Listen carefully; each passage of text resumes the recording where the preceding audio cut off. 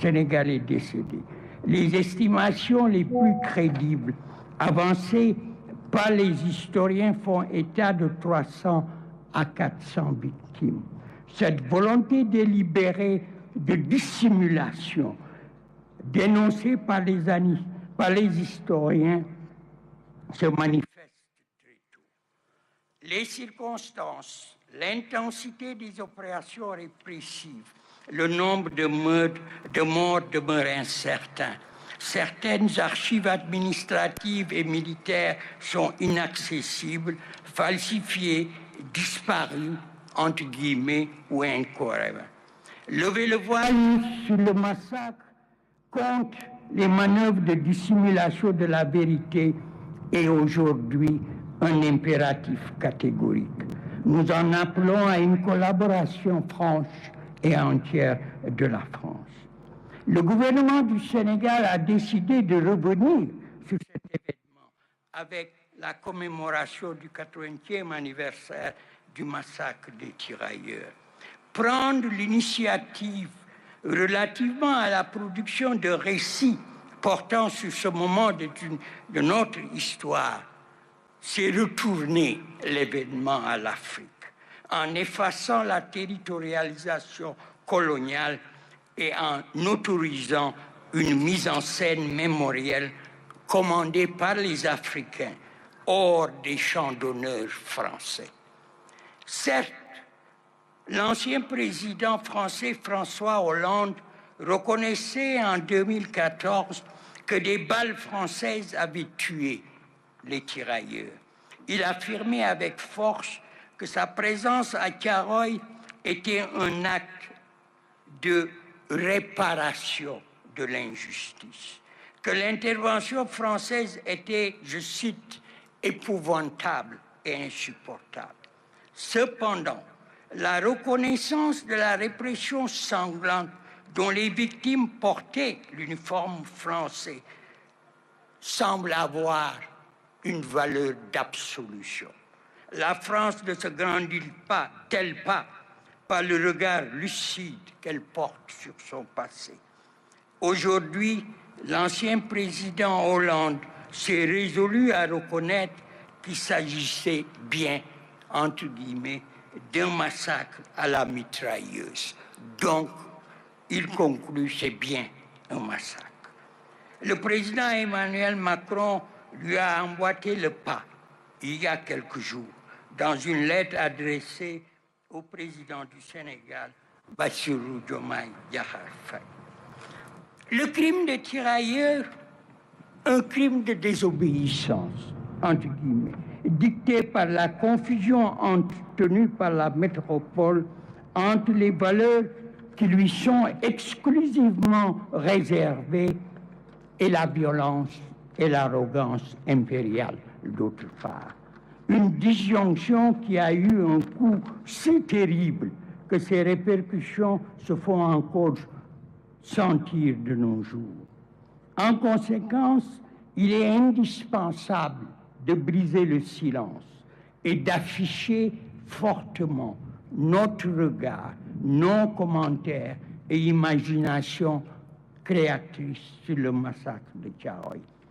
Thiaroye est pour nous, Sénégalais, l'occasion, aussi dramatique que majestueuse, d'accorder aux victimes du massacre le statut de mort pour l'Afrique et pour l'esprit panafricain.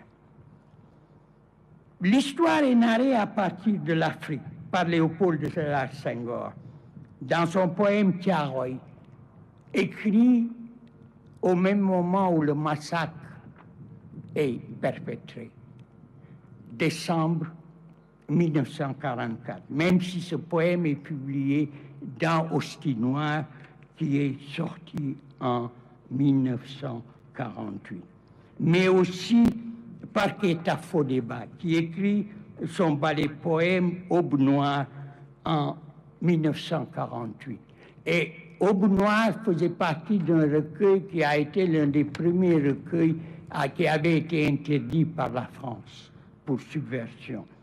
Et Aube Noire sera effectivement joué au théâtre, au grand théâtre aujourd'hui. Mais les poèmes sont des vues africaines qui témoignent, selon le premier président sénégalais, de l'Afrique éternelle, du monde à venir, du monde nouveau qui sera demain. C'est précisément ce monde à venir de l'unité, de la prospérité, de la démocratie et de la diversité que nous voulons célébrer et réaliser en commémorant ce massacre de Thiaroye, en le commémorant ensemble. Une mémoire que nous devons continuer à éprouver pour notre histoire, une histoire à venir. Oui, avec le régime du nouveau président du Sénégal, sous la houlette du comité pour la commémoration mis en place par le Premier ministre Ousmane Sonko, c'est bien une rupture avec les régimes précédents qui est amorcée sur le massacre de Thiaroye. Les régimes qui se sont succédés ont gardé un silence coupable et complice sur le carnage et la tuerie de Thiaroye. Je reprends ici les mots de Lamine Gueye.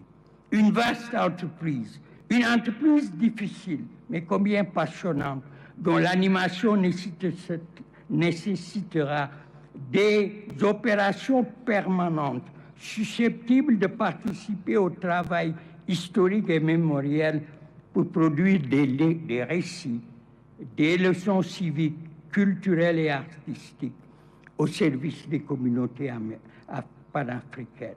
Une histoire partagée que nourrit une pédagogie pour édifier les fondations de l'intégration africaine.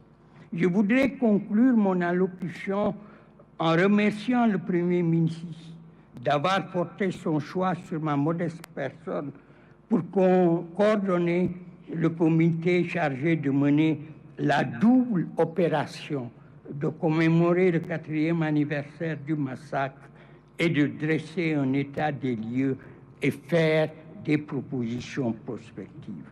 Je voudrais aussi remercier les membres du comité qui n'ont ménagé aucun effort pour se consacrer avec dévotion et dévouement à cette tâche. Leur contribution individuelle et collective est inestimable. Je voudrais enfin remercier le ministre secrétaire général du gouvernement, Ahmadou Al-Aminou Lo, son équipe, en particulier le conseiller technique du Premier ministre, Abdoulaye Koundoul, et ses assistantes, Fatima Ali et Koura Cissé.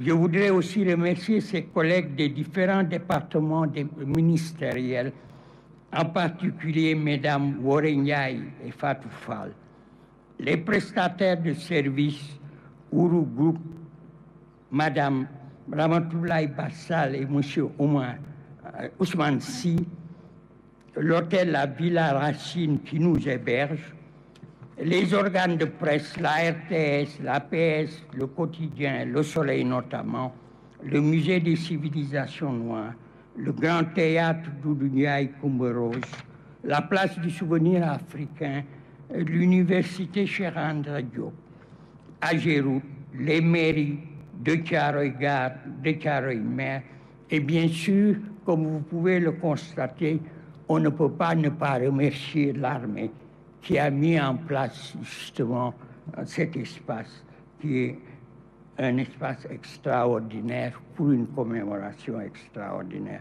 Et je terminerai en remerciant mon collègue et vieil ami, le professeur Marito Niane, avec lequel nous partageons autant de souvenirs et avec lesquels aussi j'ai travaillé. Je vous remercie pour votre bienveillante attention.